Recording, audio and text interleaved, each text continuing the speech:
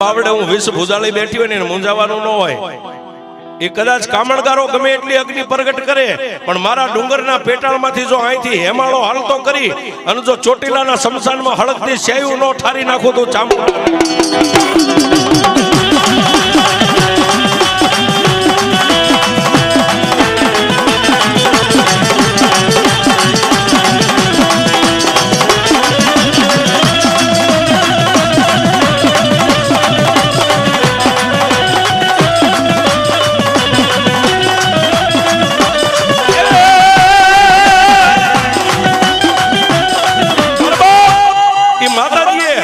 હિમાલયનું પાણી આવે એમ પાણીનો ધોધ ડુંગર નીચેથી નીકળ્યો શમશાનમાં પાણી પહોંચ્યું હળકતી શેઠ હરી ગઈ।